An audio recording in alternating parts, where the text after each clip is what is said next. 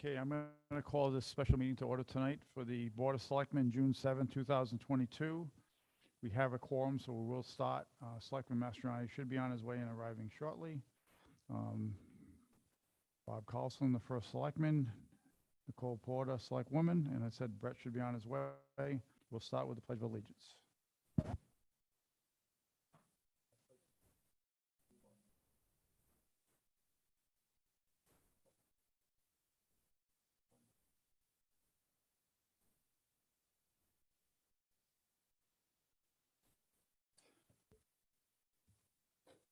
Okay, is there any public comment on non-agenda items? That would be non-agenda items. As you know, that when we get to agenda items, I'll let you comment after the selectmen speak as we go through the meeting. So nothing on non-agenda. Any selectmen comments? Is Brett online yet? Okay, so Nicole, do you have anything that you need to? Okay. And nor do I, as far as first selectman report tonight. We're going to try to, we've got 3 or 4 things we need to speak to tonight that'll probably have quite a bit of conversation, so we're going to get moving on those. Agenda item number 6, 298 Norwich Wesley Road lease public hearing. We did put out, I think, copies of the lease agreement. We have an early learning center that is looking to lease out the first level of the 2-story wing, which was known as the old high school. In that wing, that consisted of mostly of labs, a shop, a wood shop, a drafting room, a sheet metal shop. Unfortunately, no bathrooms on the first floor. But if you look at the lease agreement, and we had extra copies made, like I said, basically it's a square foot price that also covers CAM charges, which are your charges for things like plowing and shoveling and grass cutting and so on. The utilities are included in the per foot price. It should say on your, there was a typo, it should say $5.25 per square foot. And calculations on the number of square feet that they are looking to release comes out to around $30,000.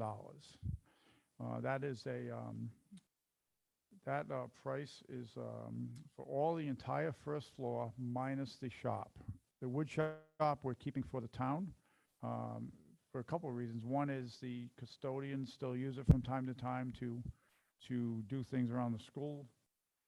We had the principal of the high school reached out to me and asked if we were going to keep it, and I said yes, because they might be looking to do an elective next year and bring wood shop back as an elective class. There was a lot of pushback when the school got rid of home economics and shop classes and so on, and I think they'd like to come back and have it again. The teacher who taught shop when we did have one still teaches at the school, so he's still available. So we thought it would be in the town's best interest would be to keep that shop the way it is with all the equipment in it. So that's not going anywhere. That is not included in their lease. If there's any questions about the lease, please ask them now. If you have any comments, this microphone right here is available. It should be charged up and ready to go. Ann.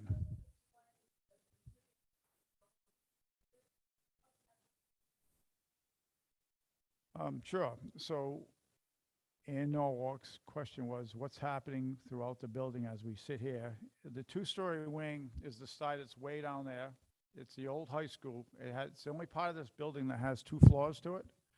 The people that wanted to do the early learning center wanted to use the upper level first, and which made a lot of sense. They're really nice classrooms. There wasn't much to do as far as to retrofit it. There are bathrooms on the 2nd floor.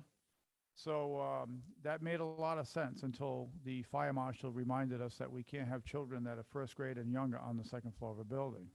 So that we had to go to Plan B. Luckily that the people that wanted to run the early learning center looked at the 1st floor and said, we can make this work. There's a door that goes directly outside they can use for the toddler room. They're willing to put a bathroom in on the 1st floor or 2. And they can work within the classroom space that's there, even though they're not using the wood shop. We're not giving them that space. So that's that 2-story wing. We know the middle of the building, which is where we are now. The school uses some of us for storage. Mrs. Costanza uses a room for a food pantry. We obviously use this room for meetings and for voting. And the Board of Ed uses the far end where the main entrance is, if you come in that way, for the central office. Then everything past that, which we call the old middle school or the one-story wing, is on tonight's agenda as for possible demolition if that's what the town wants. The town originally voted to demo the one-story wing when we did the building project, but we know it didn't happen because additional PCBs were found in the elementary school. The budget went over because they had to remediate those PCBs. There wasn't enough money left in the budget to take down that one-story wing. So because of that, it still stands today. But is part of this agenda. We just put an RFP out and got a bid package back from 4 different contractors on what it would cost the town to take that building down. So that's farther in on the agenda. I think it's actually it's the next thing on the agenda. So if you came in the front door, when you come in the front door and you're coming into the main area, to the right is where Peter Nero and the central office is, everything to your left that goes out towards the old cafeteria, goes to where the circle is off Main Street, that whole section. Part of that was built in 1950 and part of it was built in 1960. There have been PCBs and asbestos found in that building as well as lead paint and other things. And if you go through that building, which you're more than welcome to look at, I'd be glad to give you a tour sometime. It's in pretty much disrepair. You're welcome. Oh, Jen, can you use this? I'm sorry.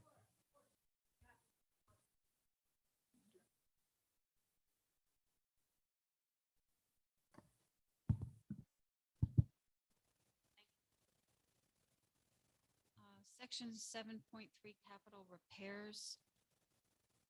Yes. I just want to make sure that with the American Rescue Plan funds possibly ending sometime in the near future, are we confident that we can come up with the $15,000 on capital repairs as needed over the longer term? So the $15,000 is a cap. That's as much as we're paying a cost for year. There may be some years we don't pay any. I mean, Right. that's if a boiler goes down or something big happens with the water or so on. Yep. All the small repairs, the tenant will handle that. The smaller ones. Okay, Yep. very good. Thank you. Sean?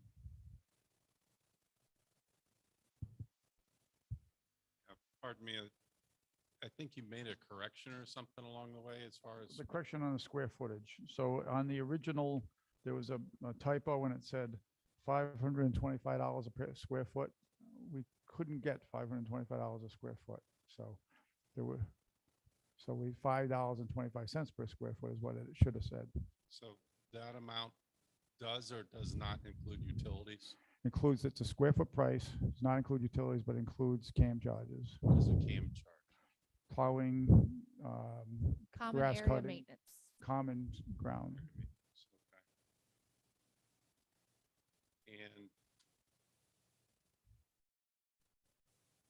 on top of that, well, the town's responsible for the systems, electrical, Yes, fixing anything electrical, any heating, or there's no air conditioning in these spaces, is there? no.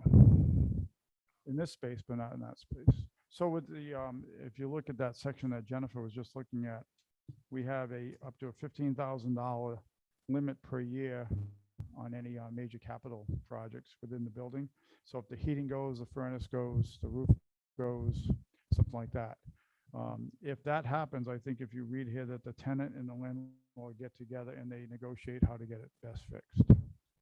So that is necessary expenses or discretionary expenses? No, necessary expenses where I get a call and they say there's a issue with the water or we don't have any heat. Okay. Or It's not that they want to make some alteration or whatever. if they want to do alterations, they'll be able to do that on their own without the town being involved. So I think there's going to be some rooms that will be subdivided. And like I said, there's a bathroom that they'd like to put in or two, but the town won't be paying for those. And is there anything in this lease that makes them aware of any the town recognized hazards, from Eagle environmental surveys or anything? If there was one, we would make them aware of it, but there isn't. So when we looked at the Eagle environmental package, that was done strictly on the one-story building. I think I showed that to you one time you were in my office. It strictly was the one-story building, and there was no testing done on the two-story wing. Do you know that For, certain? I know for a fact that that was not part of the testing, yes. I think we have I that thought report. I thought Peter had, the school funded other Not in, studies not in in the this past. building, not that I know of. Okay. I guess I should I say just not that I think- know, but I do have that Eagle report that's in my office. You're more than welcome to look at it. I'm familiar with the middle school one. I thought there was more than. No, more actually, than Gary that. Anino asked me the same question, and he read the report and realized that was only the one-story wing that was tested. And there's typically a federal form that has to be part of the lease if we are aware of any lead paint in this, Agreed. in That this we would, space. if we are aware of it, we would let them know. They did do, the tenant did do radon testing, water testing. Samantha, what else did you do? Lead? So you, so they've done all that testing already at their expense. Thank you. Oh, thank you, Sean. Any other comments? Pat?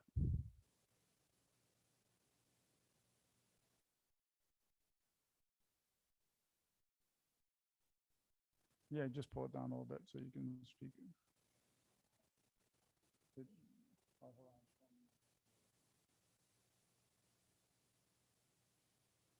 I think the state just recently approved a lot of monies for mental health and early education. So I don't know if any of that would include doing any updates to the facility down there, but if it does, we would welcome that. Yes, actually Samantha's been looking into a lot of the different grant options that she could use. She's been working on that for the last few months, actually, if not longer. So, yeah, she's well equipped to. She knows the business. She knows about what grants are available, and she's looking at them. She just doesn't want to spend a lot of time and money on the building or putting time in for these grants if the town's going to say we can't rent it Yeah, out. if So, it's free money, then hopefully we could take advantage of that as well. Thank you. thank you, Pat. You can leave it on. That's okay. Any other comments? Samantha, would you like to say anything? Okay.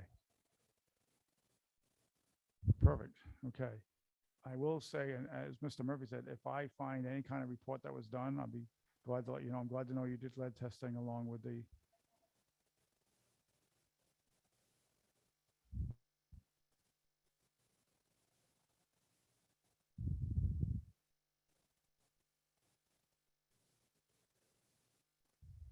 Okay. Okay, that's great. So what we'll do, once we finish up this part of this meeting this evening, this will go to a town meeting, and then and we'll vote on it at the town meeting. But again, my personal opinion, I don't see where we would have any pushback on something. This town's wanted to do something with that building, and it's education. One of the best things you said to me recently was, if I grow, can I go up to the second floor? I go, yes, you can have the whole building. Take it. No, but I mean, I hope you do well. I hope you do grow. It's great for the town, and it's good for the taxpayer too, to have an early learning center this close to the school. So hopefully it all works out. And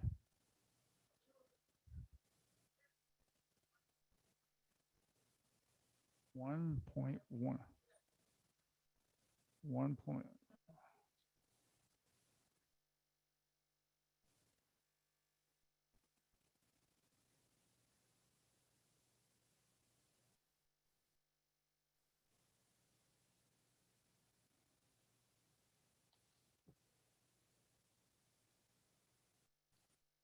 Good question, Ann. I don't know. I guess I'll have to ask our attorney and get a. Well, it is, but there is the understanding through that section 6.1 that they're not going to sublet space if that's what you are. But I'll check with the attorney because that should have been in here. And I don't know why it's not labeled in here.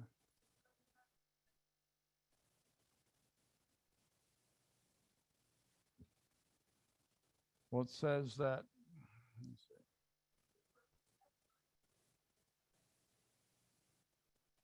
Bob, I'm wondering if the map is supposed to go in there with Oh, it could the be. highlighted rooms. Oh, so, and you might be right.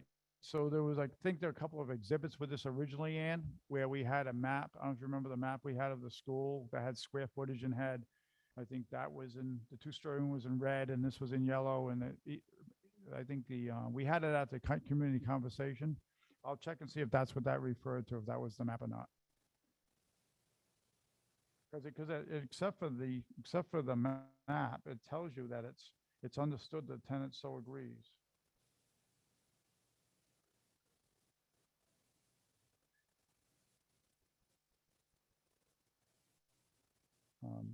Well, let's look into it more and I'll get back to you on it. How's that? And we'll make sure that whatever that question is cleaned up before the town meeting.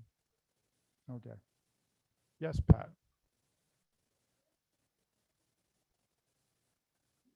They'll be using the front and the rear door, and and they'll have one side door where the sheet metal used to be, because that's where the toddler room's going to be. Right. There'd be no need. Yes, there's outside lighting, and anyone who enters the wood shop, whether it be the custodians or if we do a class, will be entering from the outside. She'll have total control of the lower level.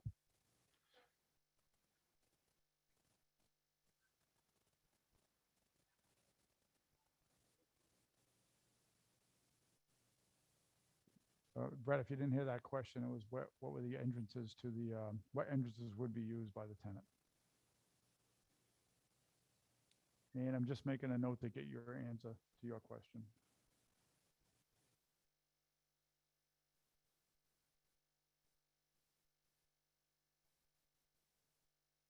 You know, too, it might have been, this was a very similar lease agreement we did with Lighthouse back when we did this first one a year ago, and we retrofitted that to this, so it might have been a section K in that one that might not be in this one, but we'll look into it.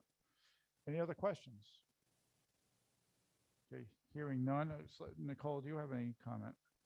Does Brett have any comment?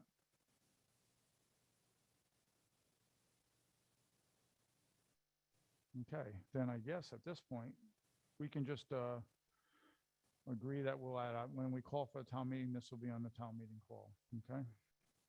Next, number 7, thank you, Samantha, by the way, for coming in. Next is a review of the bid demolition of the one-story 298 Norwich Wesley Road. We're gonna need to have, how far is Brett out on this? About 8 minutes out. Sure, 8 minutes out, and I'm wondering if we could, I really can't, because 8 and 9 have equal as much conversation that are gonna be about them, I think, so. All right, we'll start the discussion, and you'll be here when we'll still be discussing them probably, so.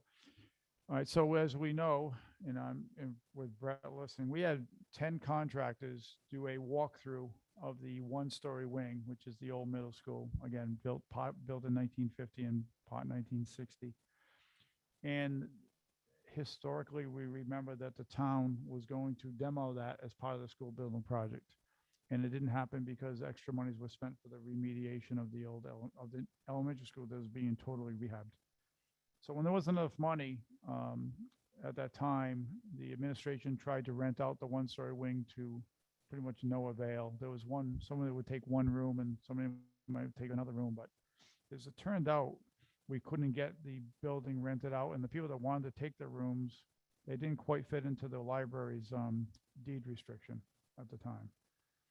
So when this administration came on board in November, we thought one of the best things we could do is go back and reinvestigate what the town had asked for to happen when this new school was being built and the elementary school was being rehabbed. And part of that was the demolition of the one-story wing or the old middle school.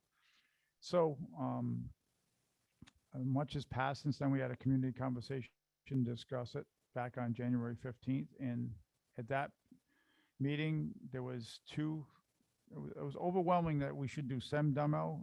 There was a little bit more of a, there was a little bit more that we wanted to demo the whole thing, and there was some people that wanted to demo part of it, but keep part of it. There were some people that wanted to keep the cafeteria. But then there was others that thought the whole thing should come down. There was a couple that thought the entire campus should come down. But I think overwhelmingly, the message that we heard as selectmen was do what the town asked for the first time, which is take the entire one-story wing down. It was the easiest way to go. We wouldn't have to put all new windows and remediate the PCBs out of the cafeteria. The cafeteria would be a freestanding building in the middle of a field if we took the wing down on both sides of it.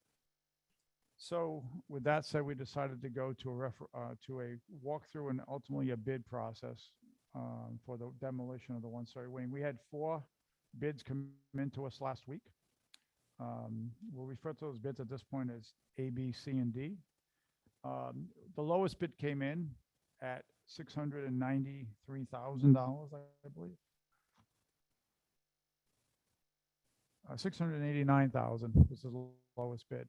The highest bid came in at 1.529 million. 1,529,000 was the highest bid. So you can see there's quite a bit of difference between them. There was 2 intermediate bids. One came in at 1,237,240, and one came in at 1,292,000. They're in the middle. So there's the one bid that came in the lowest. You know, why was it so low, and were they missing something? The one thing the Board of Selectmen does not want to do is to agree and have the town agree to take the lowest bid and then find out that they missed something, and now the town has to go back and pay another $500,000 to get it fixed. I called that company. I called the company that deals with that company quite a bit. Matter of fact, I called Steve Smith from Downs, who did that project across the street, and he worked with Best Tech, who worked on the elementary school, and he gave them a rave review. I called the company themselves and said, "Are you sure you didn't miss anything here? We can't. I don't want to find later that we're supposed to truck all the hazardous waste away. What were you doing with the ground when the building came down?" So we're going to grade it. We're going to put topsoil on it. And we're going to hydro seed it, which is exactly what we wanted. So what are you doing with the water that comes into the building that feeds this campus and the library? We're going to keep the water exactly where it is. We're going to protect it. Then we're going to backfill over the water, and we won't have to. There will be no water going off. It'll stay exactly where it is now. There were other questions as part of the bid to make sure that they were in line with everybody else. They are totally confident that they can do the job for the price they said. Now, the town has already earmarked $1 million for this project. If we can do the project for $689,000, the balance of the money then would go back to the town as far as ARPA funding that we could use for some other cause. But it does give us some breathing room because they're about $500,000 lower than the second lowest bid. The highest bid came in. He told me he was going to be the highest bid. He doesn't have the crew that can really do this, and he had to sub out a lot of his work. And he expected to be high, but because he's local, he didn't want to just not bid it. So that kind of leaves us with the 2 middle bids. I called on both references on both of those companies, and I didn't get much back on one of them, but on one I got good reviews on. So there was no negative reviews on any of the bidders. But if we find out for sure that the low bid did cross his T's and dot his I's, there's no reason why we shouldn't take that bid. Cole or Brett, any comment on, you read the bids also, any comments? I mean, a lot of this is a learning experience for me to go into construction and demolition. So in bid A, when they're breaking down the different sums, removal of all combustible material from the area to be demolished. I just had a question, and this was on the lowest bid. This was on the 689. Their price to come in to remove all the combustible material is coming in really high compared to even the 2 intermediate ones. The other 2 ranged from between $5,000 and $15,000, And if I'm reading this correctly, because it does look like they've turned a 9 into an 8, they have this at $88,000. I'm just kind of curious. I know that you were going to have Gary and take a look at this as well, but I'm just curious why they came in so much higher than the others, what they were doing differently. And I don't have that answer, but I could call them tomorrow and get the answer for you. As you mentioned, so Gary and Nino from Tony's away this week, so we couldn't look at him before this meeting, but he does this for Pfizer, as we know, and he did want to look at these, and I told him he'd be more than welcome to look at the bill. Okay. So Yeah, I mean, I think that would be great. The other question that I had when you talked to him, Okay.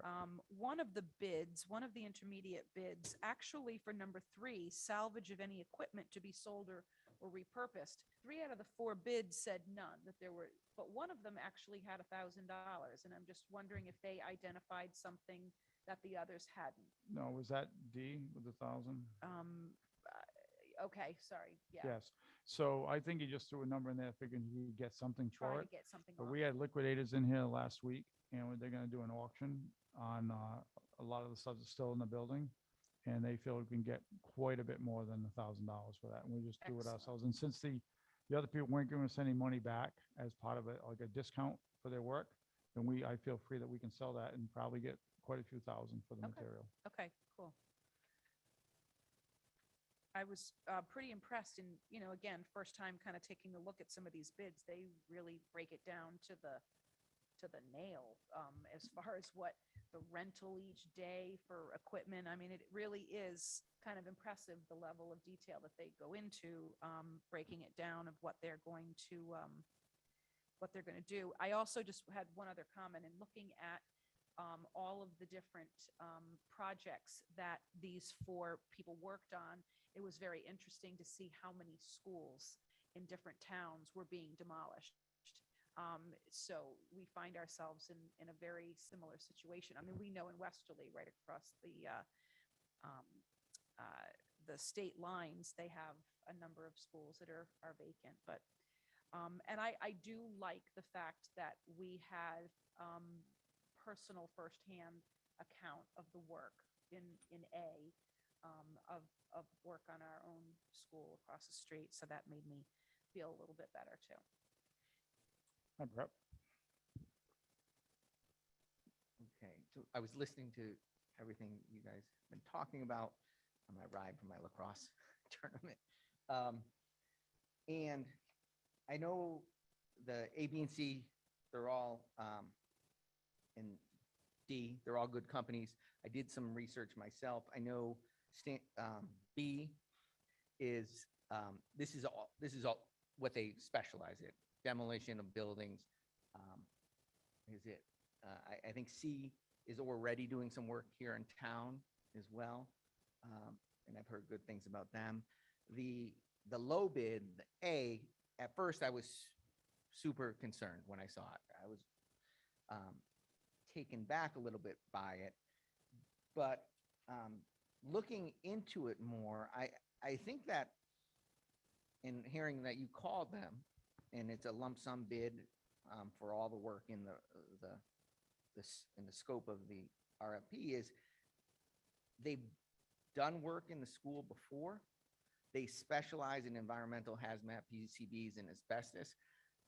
And as you look, and I've talked to other contractors a little bit about the process, they might be able to isolate the material better and get rid of it at a lower rate because they're isolating the hazmats, the PCBs, the other. I think some of the other ones might have bid the material as all being contaminated hot, so everything was going to go into a contaminated pile. So we'd have to cover all that, or they would cover that with contamination. I think maybe because of A being so much lower, they know and they can basically pick through and say, hey, these walls are hot, those aren't, those go to a different facility. I know from getting feedback after that the first RFP a few years ago, that a lot of the contractors that bid it that way, that everything that they knock down is contaminated, whether it's cinder block, whether it's the windows, whether it's the floor. And the demo of that was all there. And that's where you see those higher costs in material removal, and especially in disposal costs. So at first, like I said, when I just saw the numbers, I was like, oh, we can't even look at the lowest bid. It's crazy. But when you do a little more research into it and find that that's what they specialize in, that they have people, they know how to get rid of that material, and they've been in on the project before. I did speak to Downs, and this company did work for Downs in remediating the elementary school. And Steve gave me the highest recommendation for them. They said they do great work. As you said, they do a lot of this work. And I said, can I be confident that they didn't leave something out of this bid? And they said, you can. They know what they're doing. They know how to bid a job. So that made me feel better too. So I mean, if we can go this route, it's good for the town. It keeps us well under the money that's already been allocated through ARPA funding. With money left over, we don't have to go to the Board of Finance for an additional appropriation or go to the townspeople for additional monies. And I like the fact that they're going to use topsoil and hydro seed when it's done, so it'll be a nice grass area. And then the town can decide over the next period of time what they want to do with that space. To me, it makes sense. It's not part of this per se, but we have to get the building emptied out prior to. And the liquidators, they sent I didn't read it yet, they sent me a proposal today. They're going to come in on the 14th and mark everything they want to send to the cafeteria, and then they're going to do a live auction. And they think we can get quite a bit of money for that material. So that's above and beyond. So that money then comes off of this, correct? So it's even brings the pricing down even lower per se. So Bob, the only concern that I do have with the lowest bidder is that they are, I believe, smaller than the other companies that I can find out, and that they're utilizing 100% of their company here is what they felt they would be. right, they weren't subbing much out. It was all coming from their own employees. Know how much of their firm's total resources will be working on this project. Right. And they put 100%, where the other ones were at, B, So for what was instance, was 5% of their company would be working here, meaning they have plenty of other employees. My only concern with this one is if there is a employment issue and all their guys they're saying are going to be working on this project, they don't have any guys to bring in for other work. That would be my only concern, where I'd like to see how they address that a little bit, because every other bid package, there was, I think the highest other one was like 50 or 60% of their workforce would be working there. So maybe this company does smaller, one job at a time compared to these other ones, but how does that work with our time frame? And when would they be able to start, or some of those? We know it has to go to a town meeting. The earliest we think they'd be able to start would probably be sometime in early to mid-July. And we had in the bid, we said that completion had to be done before the calendar year was over, so. Any other questions? Any questions from the audience? Yes, Sean.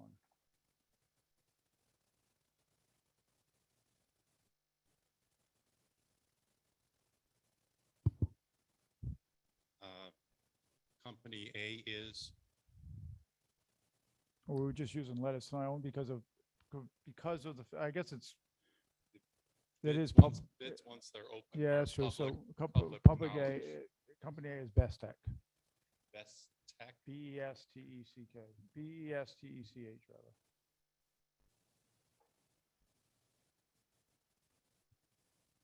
Rather than run through those and the amounts and so forth, were they required to submit their packages electronically? No. They all came in but handed to us. They weren't asked to do it electronically. Besides this contract, is the town hiring someone separate to monitor We the did, project? No, we haven't really discussed doing that, but, I mean, something if this comes in with this kind of a bid and we're gonna be at well under the $1 million, we could entertain bringing in a clerk of the works, so. I think you really need someone to ensure that, I mean, because the town's liable if something hazardous waste is found dumped in a normal landfill. We're responsible for this material to wherever it ends up. So we should be monitoring this as far as the material going out of here. Yeah, I think that's a great suggestion. We will talk about that. Is there a time frame in the contract by which they're required to complete the project Yeah, and a penalty for There's- days that they go over? We did not put a penalty clause in, but the completion date was by the end of the year, end of the calendar year. So if they don't do it by then, we have no leverage at all as far as, I mean, other jobs could take priority over the towns and so forth. As Brett was saying that about, well, they don't have enough people to finish the job right now. You know, So I think it'd be tough to put a penalty clause in now since it wasn't part of the original bid. But I think that with the fact that that's a wing that's gonna be not used, they're gonna be tearing it down. It's not costing the town any money while it's standing, once they start doing the demo. Correct. have you already, as part of the bid package, a contract for them to sign? There will be. Pardon? There will be, yes. Oh, so it has, that's what I'm saying is if you already agreed and they reviewed a contract as, Well, they haven't reviewed a contract, but there hasn't Okay. been one presented at So- this point. that can be negotiated still by the selectmen or whatever to put a penalty phase in there. It's just, we don't want this thing sitting half done for years. Because and is there like a payment schedule set up so that they aren't paid more than the work that they've completed? You know, it shouldn't be by time, it should be by things that are aspects of the job that are completed. We'll have that as part of the Because, you know, contract. we don't want to pay them too much and then they left the project because, you know, they've got more money now, more money than they actually did work already. So we gotta make sure. Can I just ask a quick question? Is the penalty for any day over, is that a standard part of a contract with a It can be. project like this? There's usually one there and then you would negotiate the amount or whatever. But it's common. They're used to that being in a contract. Yeah. I mean, I think to Brett's point, knowing that they are a smaller company and they're putting 100% of their workers essentially on this project, it kind of behooves them to finish the project so they can continue doing other things. But I think that when a formal contract is drawn up, it would make sense to have those discussions. Agreed. discussions. I think these are all great points on your part, Yeah, Sean. good Thank points. you. And is prevailing wage included in this contract? It is, right? Because it's a municipal job, yes. So And that was actually in the bid process. It was noted in the bid process. we should have somebody that's responsible for monitoring the hours and we're responsible for seeing that each one of them and their subs get paid the prevailing wage. We should have someone that is the clerk of the works monitoring this project to make sure that we abide by state law. And that's all I have. Great. Thank you. Thank you, Sean. Oh, you have to turn it off. Someone might want to talk. Yep. Jen? Is there a transition plan for the Board of Education offices? I think that should definitely be vacated during demolition. They need to work elsewhere because of the contamination. So is there a transition plan for them? There isn't because they're not going to be in direct. They're not going to be any way I direct still contact. feel that it's important to look into. So would they not, so there's all kinds of language in here about abatements and walls that are put up, is that not, I guess one must never assume, but I it, would talk to the Board of Ed, that's all I'm saying. They may turn you down, they may say yes, but I mean, I'm sure it at would some ensure point, safety. when that for our juncture people. is demolished and sealed off, I would think at some point, it would probably be best if they were working elsewhere, only for the pure fact that I'm sure it's gonna be very noisy. So we And can, God only knows what could happen. I don't know, do they literally bring in a wrecking ball? I'm not quite sure I would want to be in the office as probably well. more of a backhoe, but we'll address that too. We'll Yeah. make sure, that's a good point, These are Jennifer. all, Thank you. yeah, great points, thank you.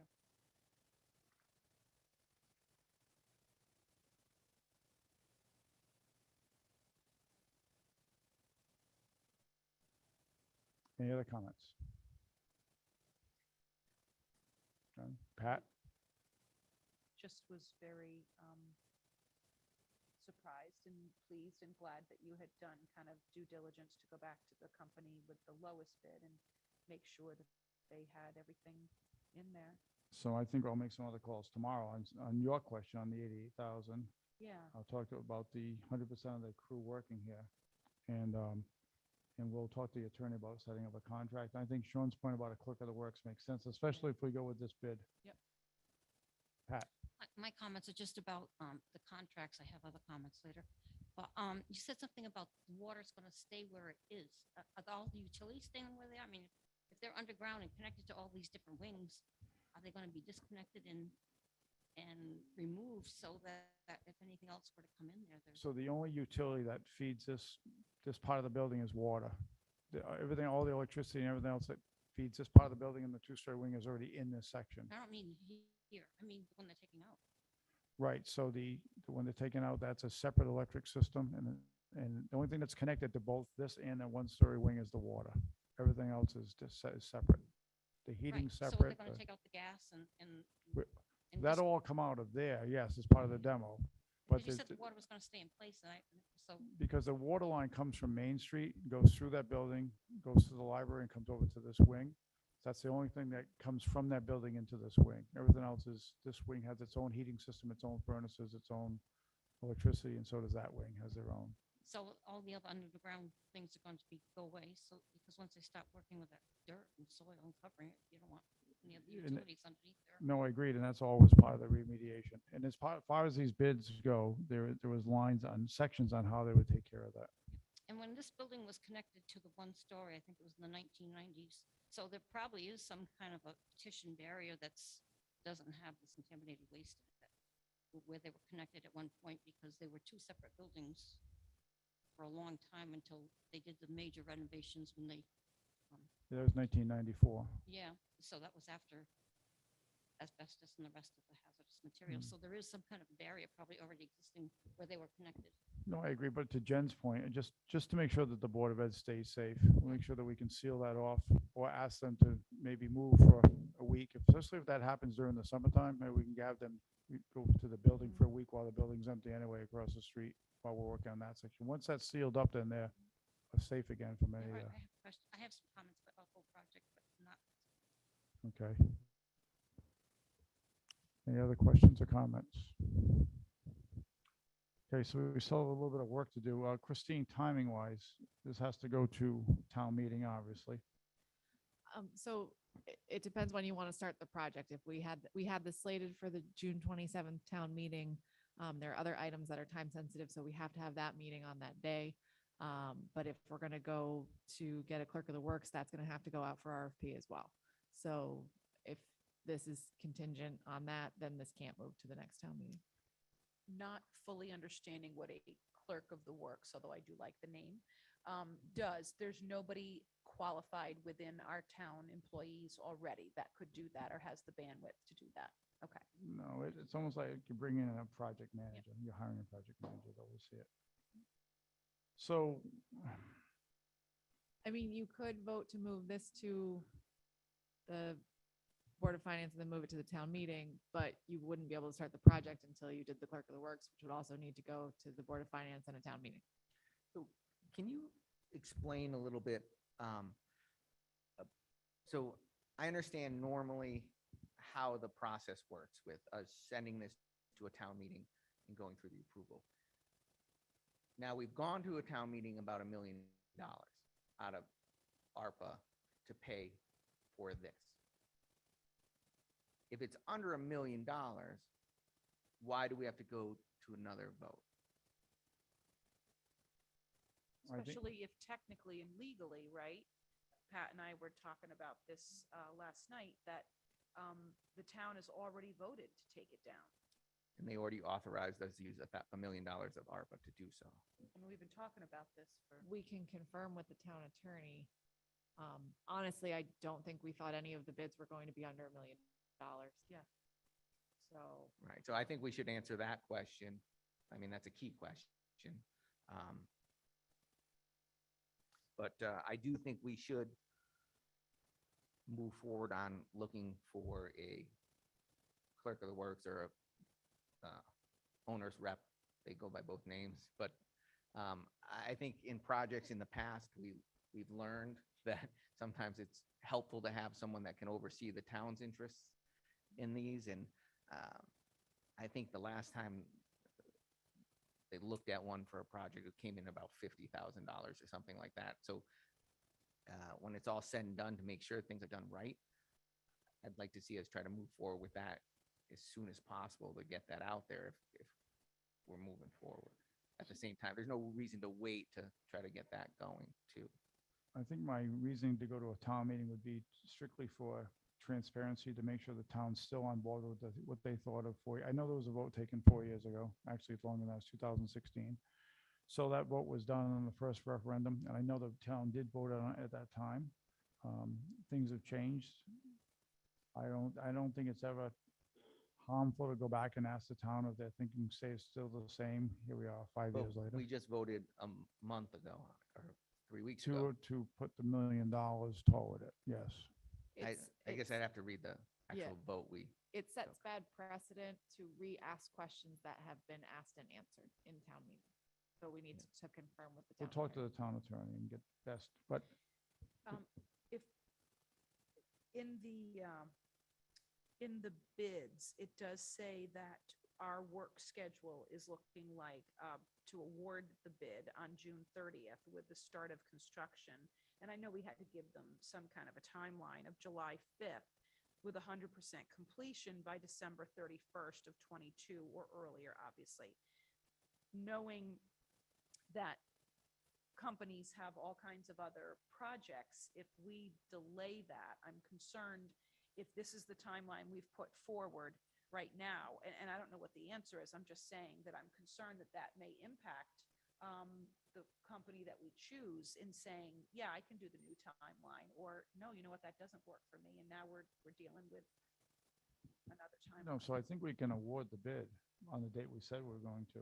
They may not, just because we said start July 5th doesn't mean they were planning on, they might plan starting September 1st. It depends, because they might have jobs going already, depending on who we award the bid As to. long as they're done by December 31st. It's more the. Or earlier. the Or date. earlier. Or, it's more that date, and as Sean mentioned, when we do a contract and put a penalty clause in that we would agree to, that would make sure the job get done on time. so.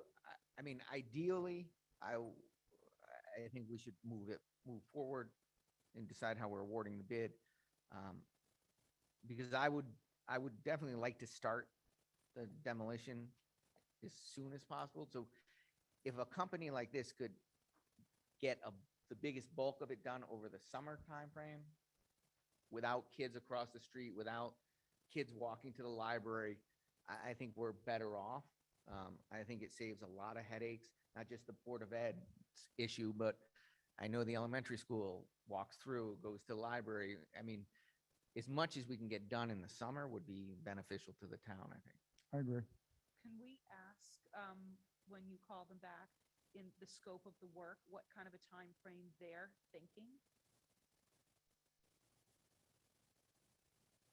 And I know that there's always surprise, we have something that came up that can delay it, but I'd love to know what their approximate time frame to completion would be. I'll get that answer for you. Well, I'm super excited that there's a possibility that we could have money left over. Some will go towards the, I'm already planning my gazebo and my band stand, but I will. well, I some of will- some of the money will have to go towards the clerk of the works, what you Yeah. said, the, what'd you call them? I call it owner's rep. It goes by, you can call them either one. Okay, so why don't I get the answers to those questions, and I'll get back to, I'll send you an email, both of you, with the answers to the questions. And we'll make those public knowledge answers. So just timeline, again, when we're talking about, well, we're going to get some answers from the attorney to see if we have to bring it to town meeting again. But then the plan would be for us to vote on A, B, C, or D. Correct. And I think we also have to talk about an RFP for possibly bringing in a Okay. project manager. Okay. I wasn't here when we started the Center for Emergency Services project, but we did have the clerk of the works for that. Do we know if that RFP is kicking around somewhere? How it happened during Sean's tenure, so I'm not sure. The clerk of the works for the Center for Emergency Services project? Yeah, he was an architect, I believe, Mystic that did that. And what's nice is this isn't a huge project, really, for the demo. So I think we should be able to find someone. I mean, maybe someone, when they see the RFP, will volunteer their time from town. Who knows? There's plenty of people qualified in this town that might want to volunteer their services to help. I do think that at whatever point we decide to set a date, possibly a personal conversation with the homeowners immediately on Main Street around the property, just to touch base with them and let them know what's going to be taking place over the next, however many. As well as the librarian. Yes. Correct, yeah, exactly. So what is our time frame? So when's our next meeting? Do you have that on the top of your 14th. Week from today.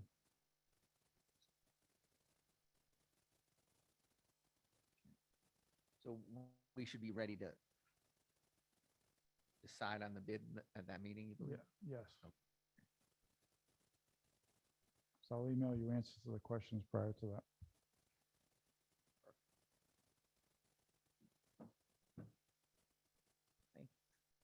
And then we'll have a special meeting on the 17th also to call for the town meeting. Yeah, yeah, I mean, that meeting would only be just to call for the town meeting. okay. I'm Away? away in the air at 2:00, but by 6:30, I should have landed and I will call it. Okay, we'll set that time that works for you. Right, the Do I have to 17th? physically be here? No, but could we do it? It's a Friday. Could we do it in the morning? Absolutely. I might actually be able to physically be here in person then. So when are we So I'll looking be to out. call? So why are we why do we have to wait? We have That other things long. that need to go to the Board of Finance on the 15th before we Okay. can call for the town All right, meeting that's, on the 17th. All So right. the plan is call it on the 17th, advertise it on the 21st, have it on the 27th.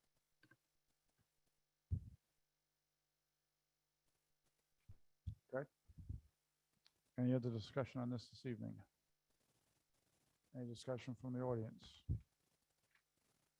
Okay, next on the agenda. Number 8, American Rescue Plan Funds expenses at 298 Norwich Westerly Road. So we know that the town, 2 years ago, I think we spent about 140,000 to pay for all the expenses for this entire campus.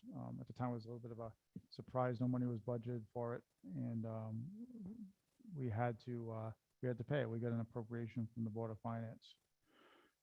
We're hoping for this year's bills that we know so far, because it was in your packet, are running approximately,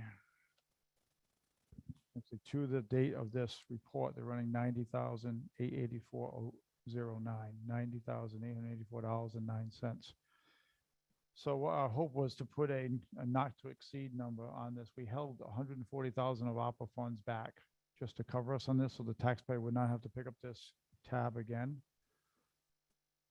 We wouldn't have to go to appropriation.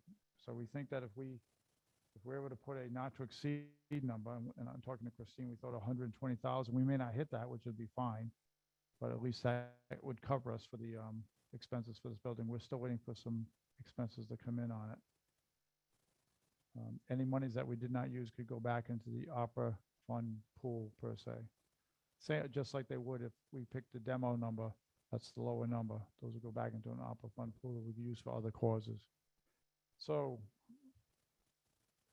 any discussion we want to talk about this? I understand that, it wasn't budgeted last year and we have those numbers in.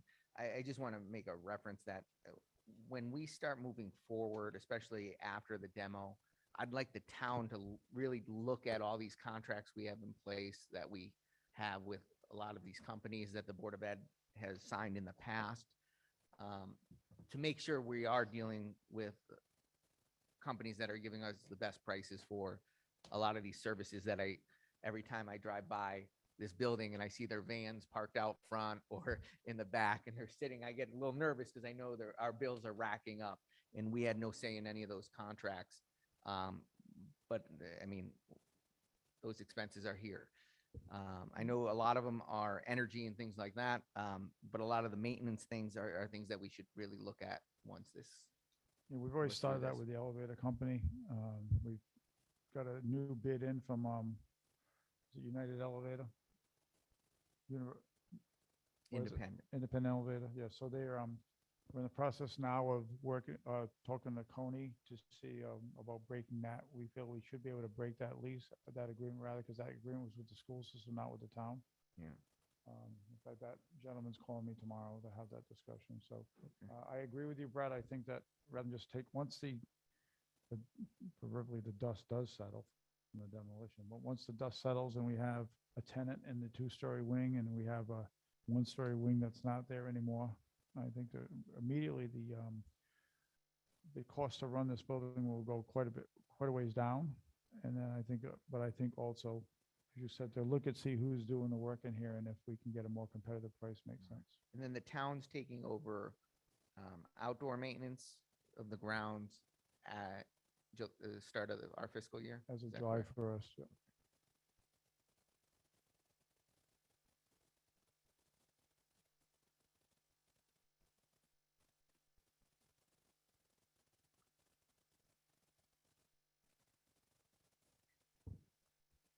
Nicole, any comment?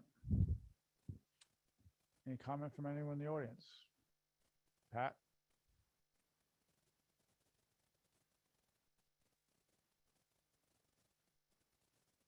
Just make sure the mic's on. Who's doing the ground maintenance now? The school's doing it. Jamie Bruce is doing it through the school grounds group. So have you broken it down into what, does that 140 include the Board of Education expenses? No, yes, well, And not what is their 100, portion? not 140, but they do pay a portion. They pay by the square foot. And we get that money in at the end. Well, actually, it's our expenses, but then they pay the expenses to equal what they owe us for per square foot. So they pay for all this, any rooms they're using in this building, they pay for. So what's that portion of the 140? So Bob, I'm just going to stop you. It's the 120 does not include the portion the Board of Ed has paid. Their fees come out of a separate line item. They pay 15% of the utilities. Right, but it comes out of the 120, correct? No, I mean, no, they're not paying towards the 120. no. The 120 that we're setting aside just covers the expenses that we've isolated in B 27.10 in a sub-account for 298 North Wesley Road. The invoices that, the 15% of the invoices that's being paid by the Board of Education is being charged to their line item B 32.00. So this 120 is just towards the town's portions of the expenses. Thank you for the correction. Did you So- understand that, Pat? I don't know what they pay for rent or whatever it is, but also, what portion of that 120 or 140 as it was the one story? We don't have an actual technical breakdown because of the way the invoices come in, but if you look at it per square foot, that's a third of the building, so it's a third of the invoices.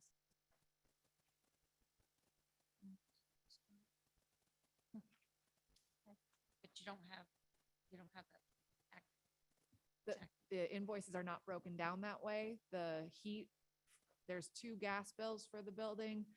and it's not broken down in a way that we can by wing. The electric bill is one bill for the whole complex. So again, it's not something that's metered separately for the different areas. One water bill. I thought you said the utilities. They're separate in the buildings, but the bills aren't totally separate. So the best way we could break it down, we did this as a community conversation, was we took the total square footage of the campus, and that was approximately 1/3 of the square footage, so we attributed 1/3 of the expense to it.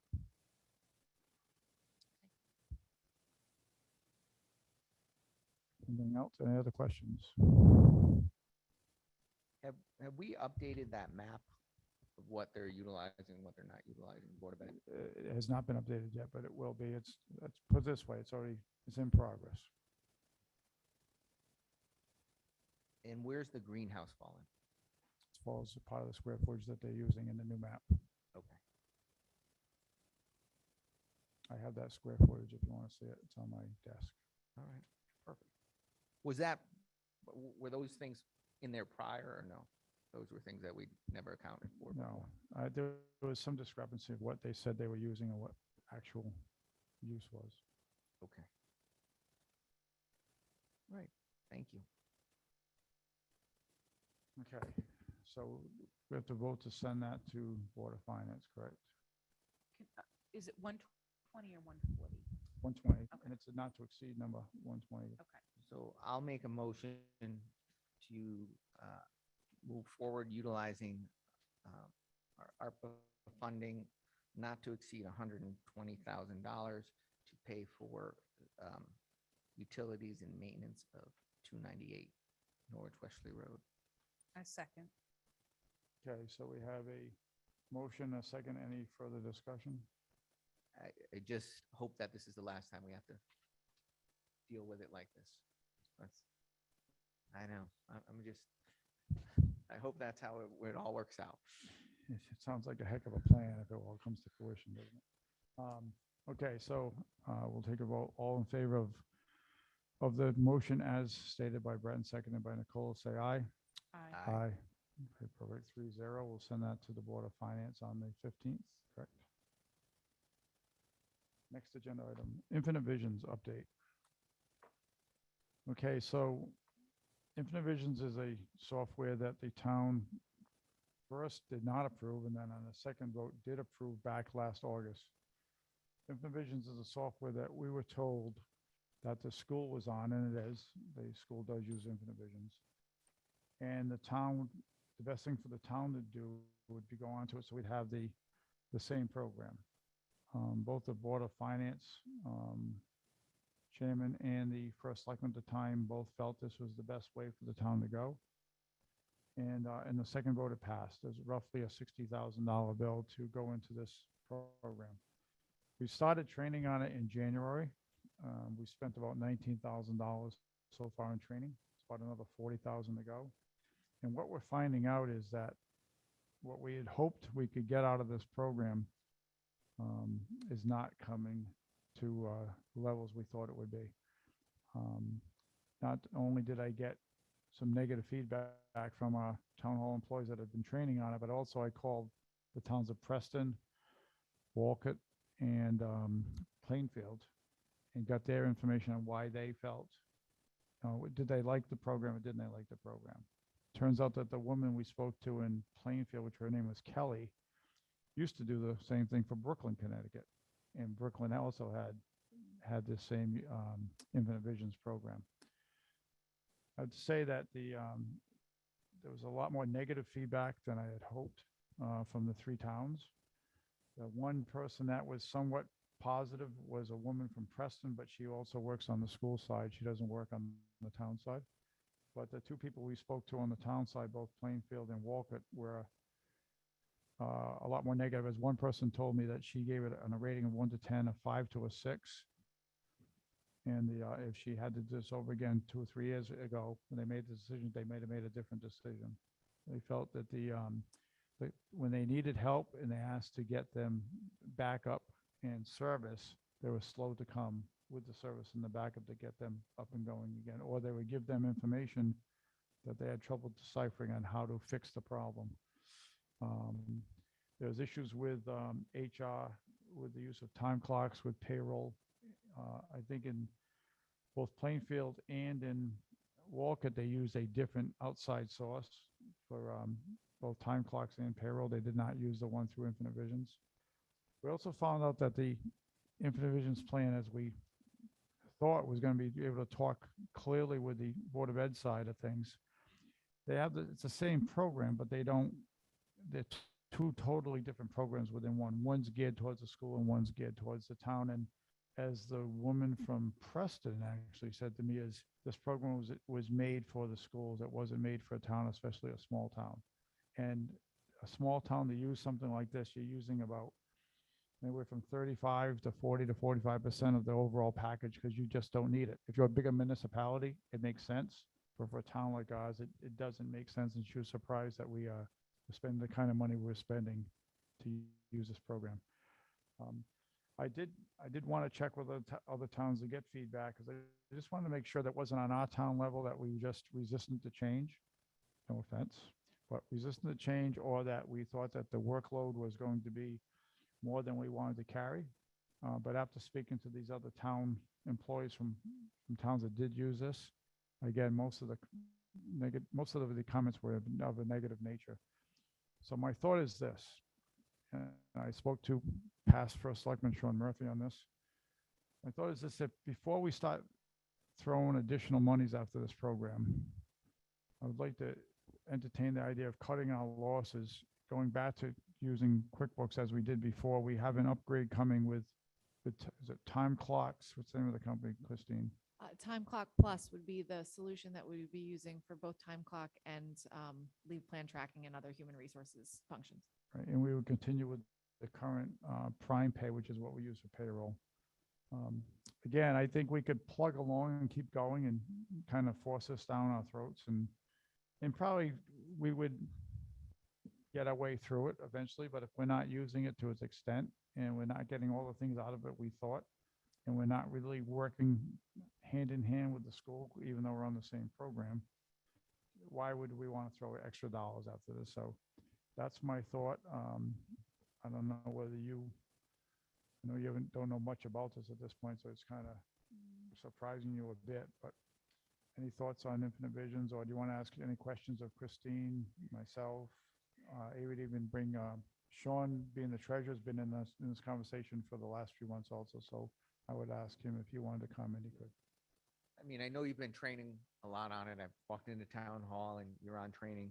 Do you have somewhat of a list of things that it said it would do, or the salesperson said during the meetings, or at any point that we can fall back on that it doesn't do those things? Yeah. And do we have any pushback on the company for the, what, $20,000 we've already spent with them? So the things that we were told by the salesperson, that it would integrate and speak with the Board of Education database. We knew we would be a separate database from them. As Bob said, 2 separate programs within the program. But they said that they would talk to each other. So we thought for reconciliation purposes, we would be able to see the Board of Education data. It would save us time, and we wouldn't need to duplicate everything that they've done, which is what we have to do now. Is they send us monthly information and then it's input into our system so that we can reconcile. It does not do that. They also told us that we would be able to, we told them from the very beginning, we did not run our own payroll, that we had an outside company that we worked with. They said, oh, we have hundreds of companies that we work with that process payroll. You don't need to use it for payroll, but you do need to use it for payroll in order to get all the functionality for the human resources side. We also were told that there are a multitude of time clocks that you could use with it. The Board of Ed still hasn't been able to, a year later, integrate their time clock with it. They are still working with Infinite Visions to get that process taken care of.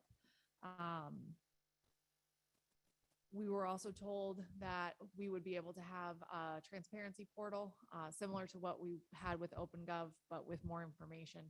There is no transparency portal. There is no public-facing side of this software. There is nothing that the public could see. You have to have a login and be a part of a department or a board to be able to see information. So I think those are the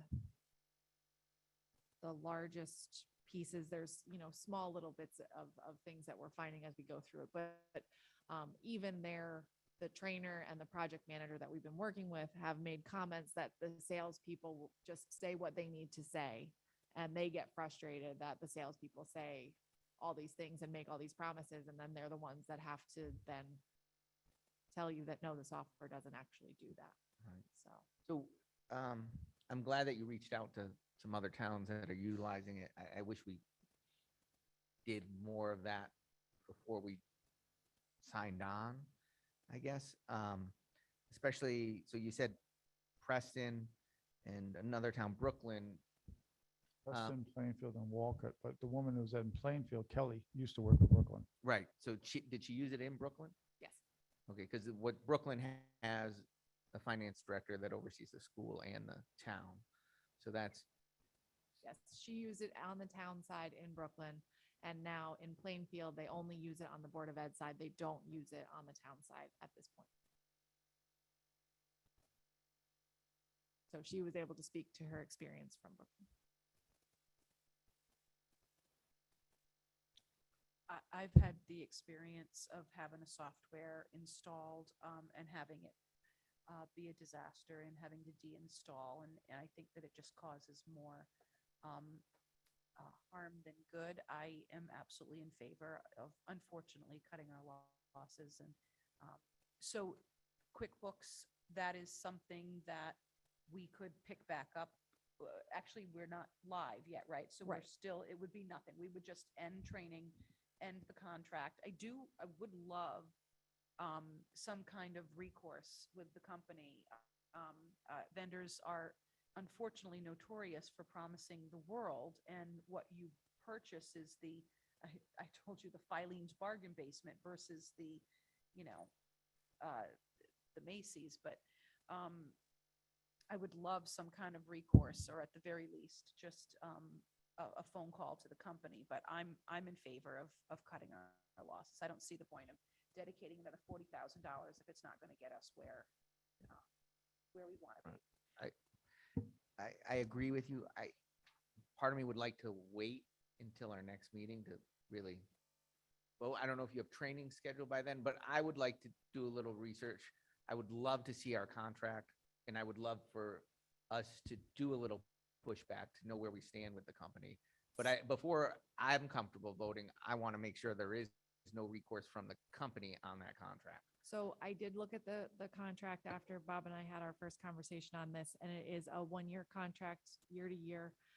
You have to let them know that you're withdrawing from it 60 days prior. We signed on in October. We are a part of the Board of Ed's contract. So I don't know if we are dependent on their contract date or if we're on our own. But I think they signed on in December. So no matter what, we're well outside of that 60-day window. Right, but that other $20,000 that we budgeted for training, is there any contract to those dollars? My biggest caution is, we went to a town meeting. It was pitched to the town. This is what was needed. This is what we should do, not only from the selectmen, but Board of Finance. And now we're saying, no, it doesn't work, which I totally understand. I've gone through software conversions myself, and they're a nightmare, and some work out, some don't. But the point that we went to a town meeting, we said this, we've already spent 20,000. I would just like the reassurance that there is no recourse on that contract for any additional funds that the town would incur expenses by getting out of this contract, or Do you have not any moving training forward. coming up in the, when's the next training? Our next training is on the 14th, all day. So can we cancel the training on the 14th and then go to it and then have that meeting on the 14th that night and then and vote then? That gives Brett the extra week he has to do the research he wants to do. We can try. I just don't know if we can't, we're less than a month out.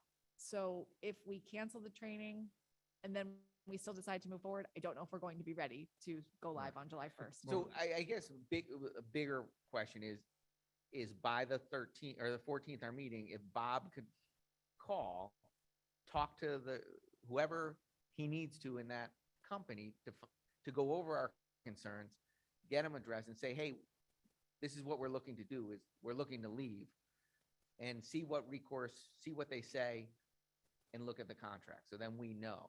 And I think if that's done, if we're talking about not having training on the 14th, I think they'll understand that we're looking to move forward.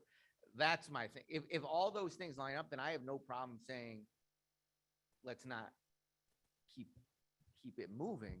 I just want to make sure that we know we're good to get out of it. We also have, this is gonna sound silly, but we have check stock that we need to purchase. If we're going live with this on July 1st, we have to get the check stock in, and it's custom check stock and it costs money. Right. And I put a big pause on everything to make sure that we want to move forward with this.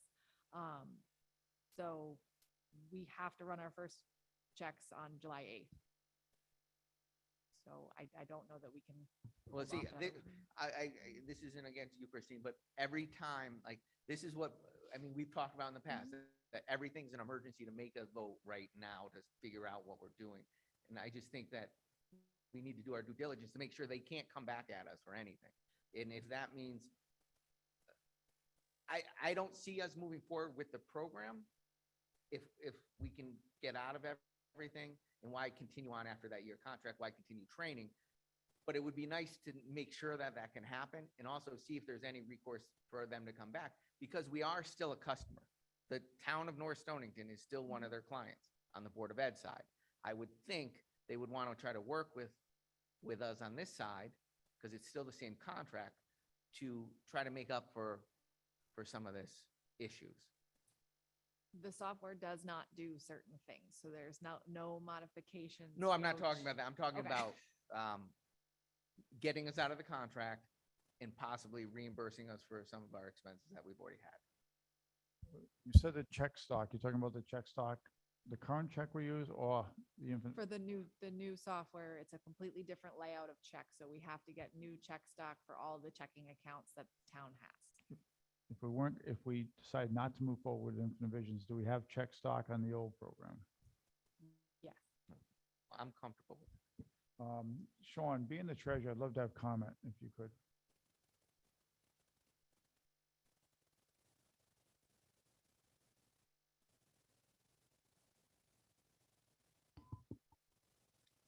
So just to be clear, what doesn't the program do? I heard that the two databases don't talk to each other.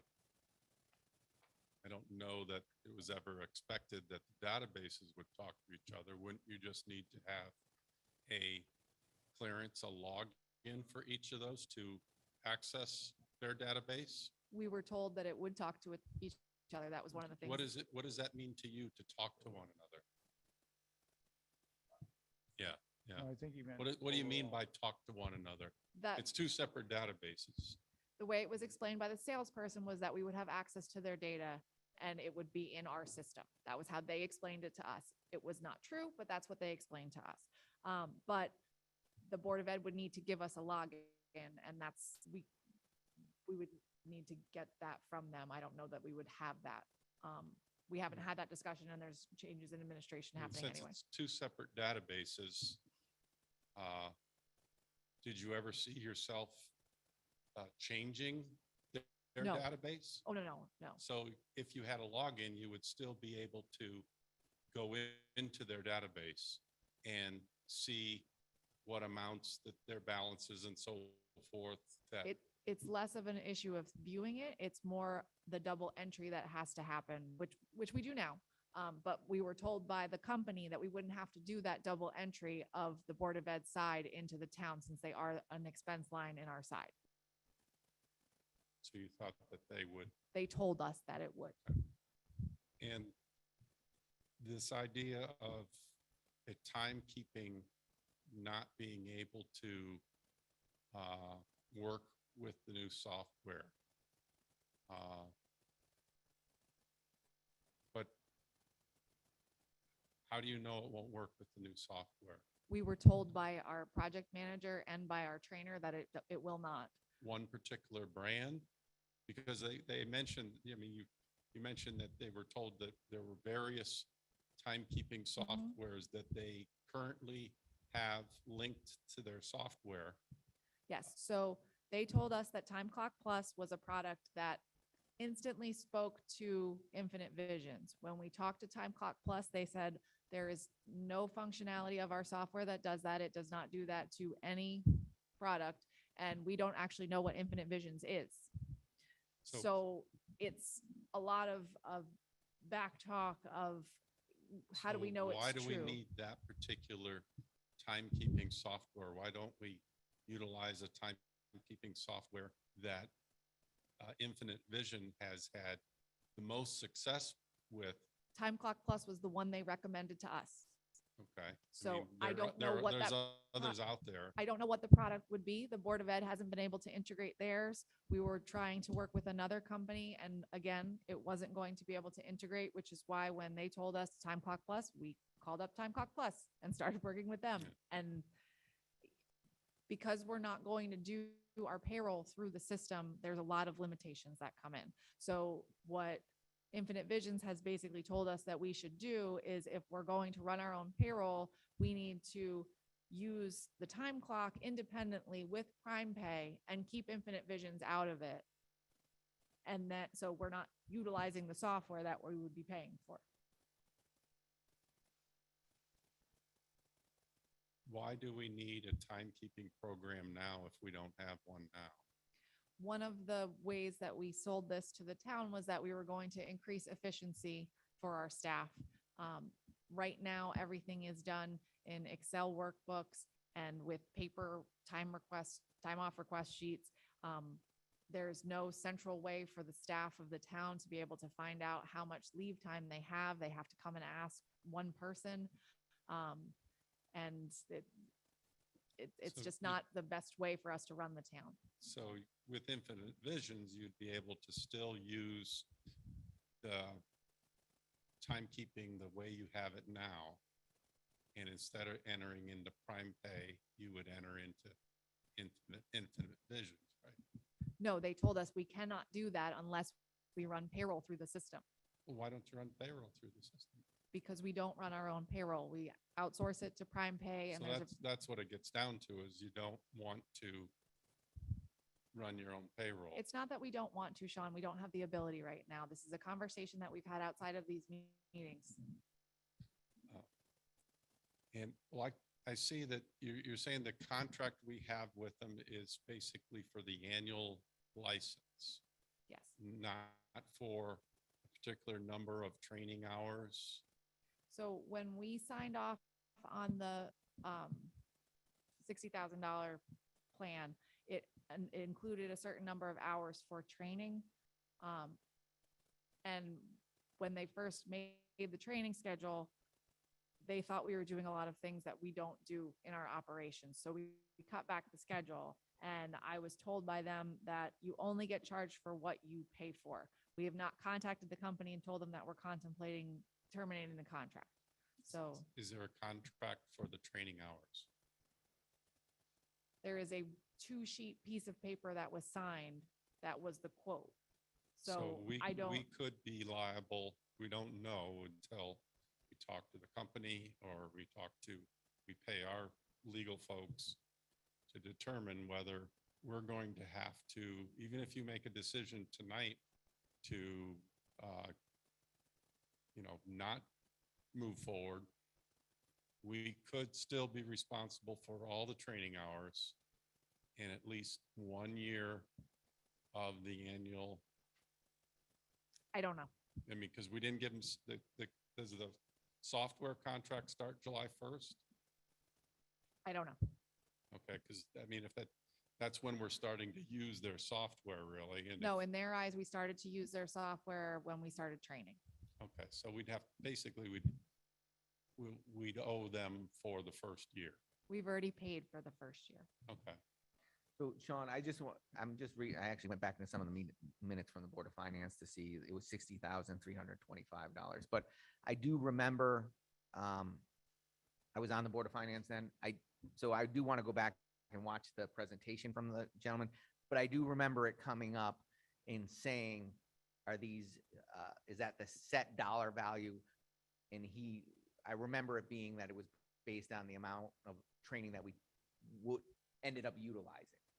So it wasn't, I mean, we must have something written, but I remember them saying, well, I guess he said many things that day that might not have been accurate, but I remember that it wasn't that we would necessarily use those total dollars. It was based on the hours that they had to train us. Because I remember there was a discussion, that we were hoping that we could have saved some money if we trained with the school and some of that it didn't all work out. But those are I mean, some of those questions are what I've had. So Sean, I have a question for you. So if the bottom line is this, if the town's not exposed to additional expenses, if we're able to recoup, if possible, some of the expense we've already spent, knowing what we know now about the program and knowing that you've told me that we worked perfectly fine on QuickBooks in the past, do you see any reason why we should move forward with this program? Just that you're 20 grand into it. I mean, you might have paid out 19, but you've had training since that will be billed. And I mean, it's going to be over $20,000. So I think that's why I think you're this, going to, lose out. I think this vote should be held off until the 14th, which is next Tuesday, and get the answers to these questions on how much town liability there is. I think if there was no additional town liability, to me, it makes sense not to move forward with a program that's not going to do everything we thought it was going to do. But if there's additional liability, then we're going to have to rethink that. If you're not going to decide this evening what action to go, then I would think that you would want to move forward and attend every training as is and expect to go, what's the go live date? July 1st? They were waiting till the beginning of the fiscal year to activate it, and that's not how the system works. We have been setting the system up as we go. Yeah. Programming everything into it so that on July 1st, we transition systems. So we've put data into it, all the vendors are into it. So we're ready to go on July 1st. but there's no plan by the company to do like a test run before the beginning of the fiscal year with data. We've been doing tests as we go. That's what Okay. the training is. And Sean, the only training we would miss would be if we held off on the 14th, because we have a meeting on the 14th, so it'd be 1 day of training. Yeah, well, it's like she says, it's getting an order in for checks and so forth. Yeah, it just seems that we put ourselves in a bad position here by waiting until just a couple weeks before the activating the software. And as you probably remember, I argued against moving to a new program, that the town's finances were not that complicated and the QuickBooks served us well. But the idea that it's obvious due diligence was not done when we made a decision to go with this software. We didn't even talk to the towns that you've talked to since or gotten any feedback. And I think the town has really, to waste 20 grand when this could have all been done up front. It's a real disappointment. I think everybody agrees that it's a disappointment. Can you just talk closer to the mic? Somebody online mentioned they can't Oh. hear as well. Sorry. I mean, I think we're all disappointed. I think that what I would love to see is to have Bob and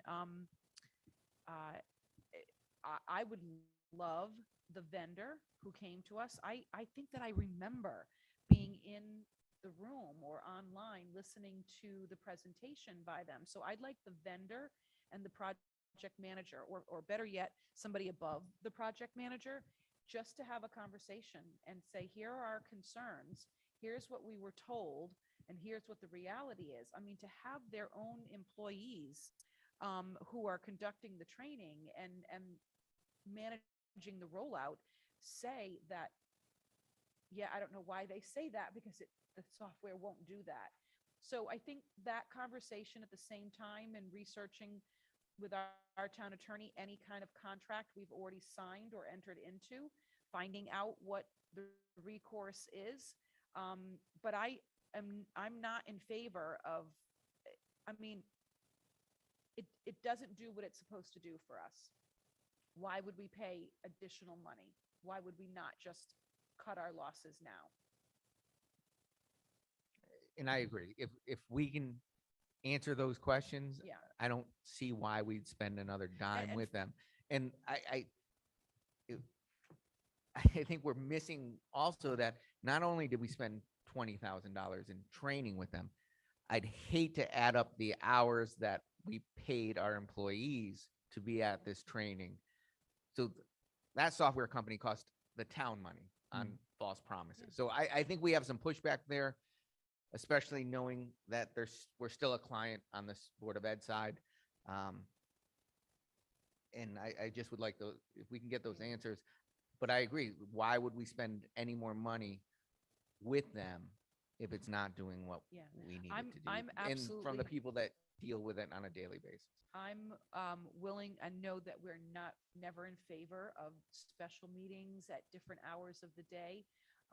But to save us whatever money the 14th training would be, I'm willing to log on from work in the morning one day so that we can try and hear what the vendor had to say, and then see if we can vote. I know we don't like to do that. We like to have it all be advertised and transparent, but I just, Well, any more money wasted this is- discussion's been transparent because it's at a regular meeting. Yeah. right? So, well, special meeting actually, but, so this part of the discussion has been transparent. We've asked the treasurer to weigh in, we've asked the admin finance director to add in, we've weighed in, we've had other towns weigh in.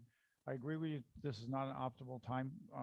Sean, this is not where we'd want to be at the 11th hour, worried about should we move forward or not, but when is the right time? If it wasn't 6 months ago or a year ago and we didn't do the due diligence then, so two wrongs don't make a right. We don't just plod forward because this isn't the best time.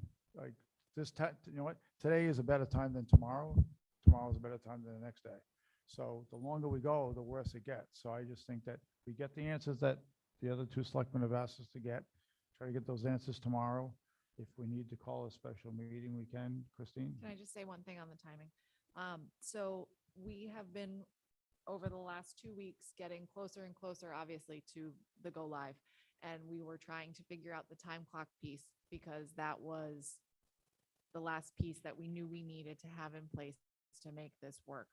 And on our last training with our trainer, she then told us, oh, no, it's not going to work that way. If you don't run payroll through the system, you won't have access, the leave plans won't work, the leave request won't work, all these things wouldn't work.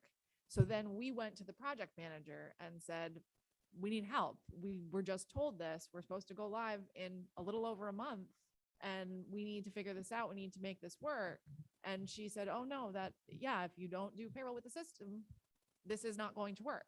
So as soon as Brett was in town hall the last time I had this meeting, and I'm sure he could see the look on my face of utter devastation that this was not going to work for us, and trying to figure out, and I'm a very stubborn person and I was prepared to just keep plugging on and make it work. But Bob asked to meet and just check in on how things were going with the software, and we had to be honest that it's not a good fit for the town.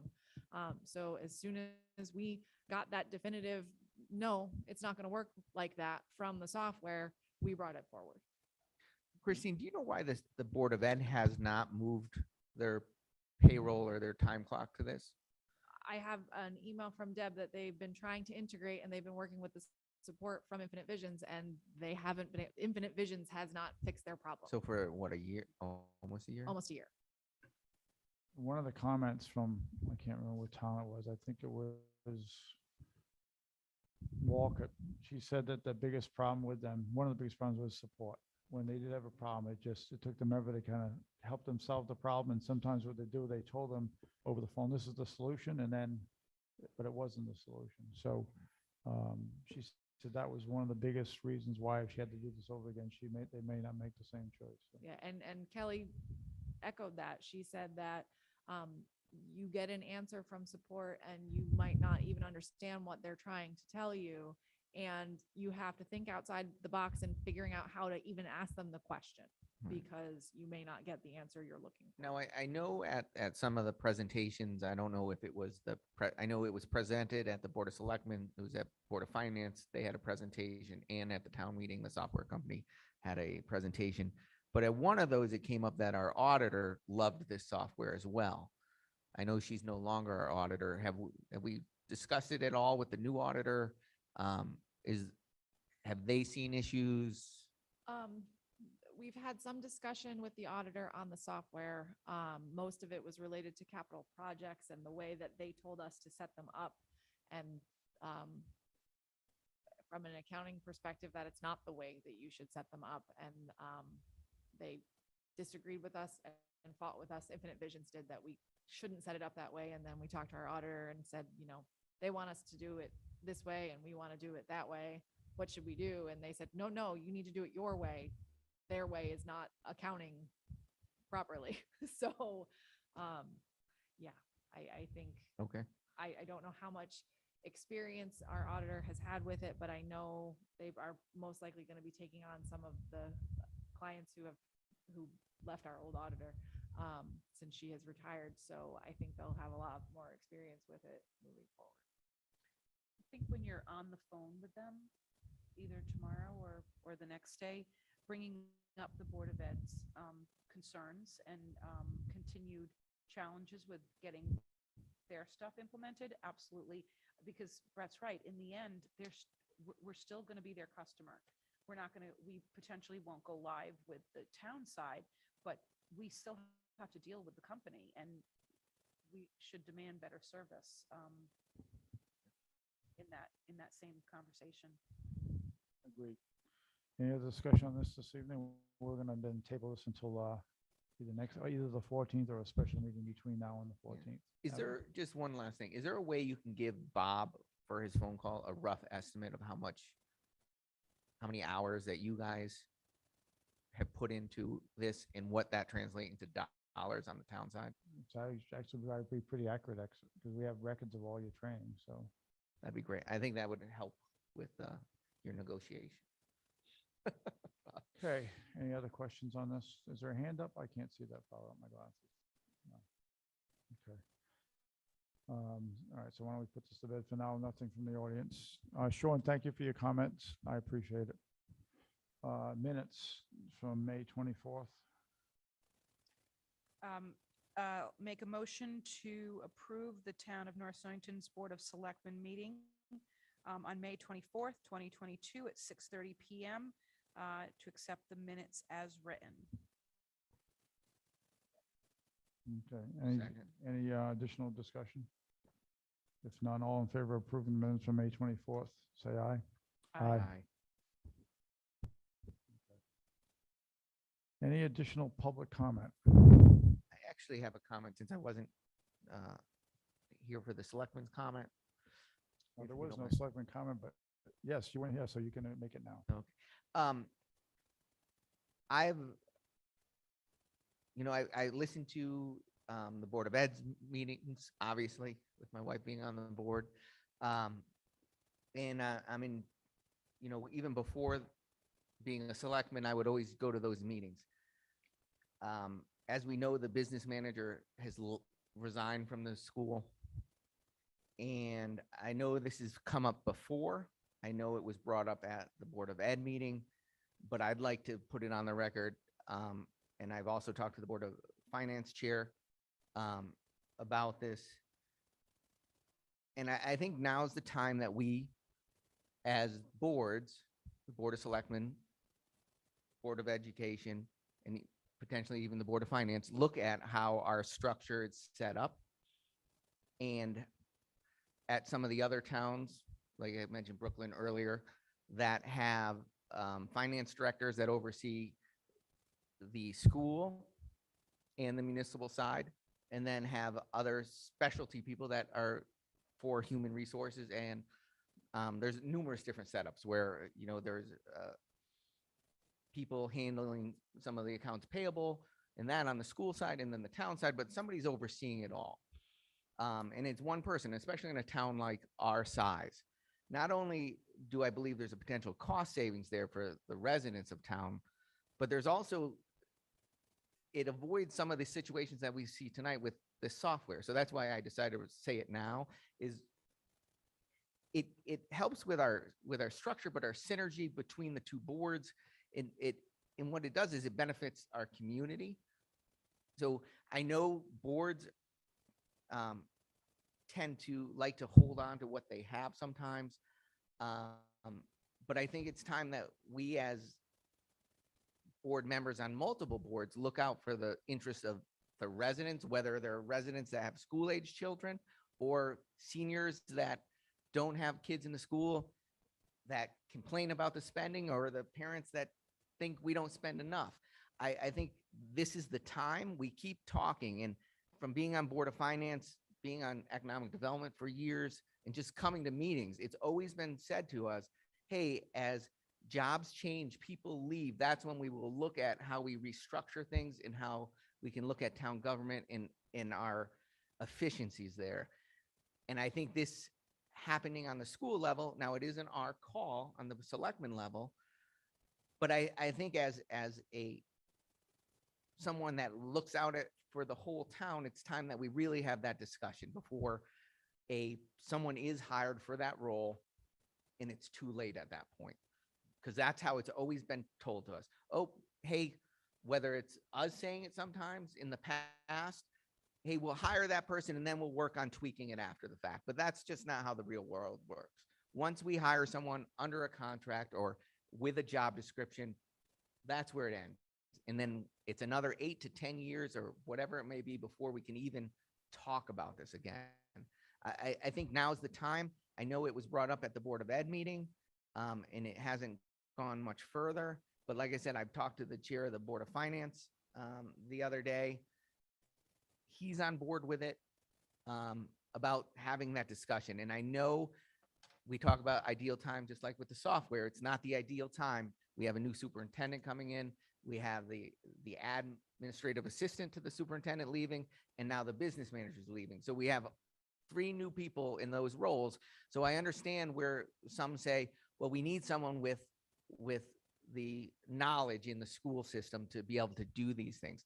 Well, the fact is that no one in that school system will have, in the Board of Ed's office, have that knowledge, institutional knowledge of our system. So if we have to, or the Board of Ed has to look at things in a temporary way, will we kind of sort these out? And I think we can over the next month. I think now's the time we do it. And I know it's not our call. So knowing it's not a call, then what action are you looking to take? Not that we can take any tonight anyway, because it wasn't on the agenda, so go ahead. What action? So I want it on the record that I'm bringing this up, but I also wouldn't mind having a letter sent to the Board of Ed from the Board of Selectmen saying, hey, let's discuss this. So That's if the Board of Ed's all on the same page. Our Board of Selectmen's all on the same page. that is on, But we're not going to discuss it tonight. It's not on the agenda. right, but I'm bringing it up publicly because these are the things that happen. We push it off. We say we don't want to talk about it. We say we'll wait for the other board. We'll say we'll do this. We'll say we'll do that. Or 2 people will meet and they'll be like, no, we won't talk about it. We'll keep hiring. We'll keep that job posting. And then it's too late. I want it on the record that we need to really think about the public, because those are the people that suffer when we push this stuff off and we just say, well, we don't need to talk about it. Do we know if the job has already been posted? It was posted last week. And honestly, it was the same job that was posted 8 years ago with no tweaks to it. And I worry, after being on the Board of Finance and seeing what the budget process is always like, that next year on the municipal side and the Board of Ed side, we're going to be in a tough budget season. And these are the things that we can tweak along the way to try to help that. I hate when expenses get thrown in and we talk about full dollar values and how much we're spending. And I'd hate to take that away from teachers or people that are affecting our kids. or from our highway department that has to maintain our roads, but these are the things on the administrative side when we can look at the town administrative structure as a whole and figure it out now before it's too late. So let's put it on the agenda for the 14th. And what action we would you do that? like to take, other than a letter? Just a formal discussion so that we can be on record. But we do know, we could be on record, you don't know, we do know that the Board of Ed is a board, it's an independent board. Correct. And so we don't have, it has to initiate with them if they want to make a change. We could suggest, we could say we want to have a joint meeting. Yeah, I mean, I Um, think that we can put it on the agenda, have a discussion, and if we have to vote to decide whether to send a letter and extend the hand to the Board of Ed, we can just put that on the agenda. Right. Okay, The vote would be, and the action by us would be whether all three of us are in agreement to move forward and extend a hand to Board of Ed and see if there's anything that can be done. Yeah. I mean, if it's posted, you can always yank it down and do something different, unless they already have applicants. But let's just put it on the agenda for the 14th and have a discussion and see where we all feel. Yeah, and it's only about it for us to have a discussion with them and get it out there. And even if they have applicants, as long as they're not, they haven't hired anyone yet, Mhm. it's the process. Ultimately, that's the downside of the way our government structure is that they don't have we don't have the authority to try to say, hey, you guys, you should do this for the town, just like they don't have the authority to tell us what to do here. And the Board of Finance, who oversees both budgets, can't make that happen either. But if we aren't all communicating and we're in our separate silos, then nothing gets done. But the taxpayer is the one that actually can make that happen. They're the ones that can force our hands to say, look at this structure, because I don't want to vote for the budget next year if these kind of things are in it. Or they could petition to say, this is what we want to see our town government change like. So I think us not having the discussion is worse than just passing it off. Well, we can put it on the agenda and have All a right. discussion. Thank you. Thank you. So the next meeting, it says on the agenda is June 14th, but we may be having a special meeting prior to that to talk about infinite visions. And other than that, I'll entertain a motion for adjournment. I make a motion to adjourn. Second. Second, okay. All in favor of adjourning, say aye. Aye. Aye. We adjourned at 9:22. Thank you.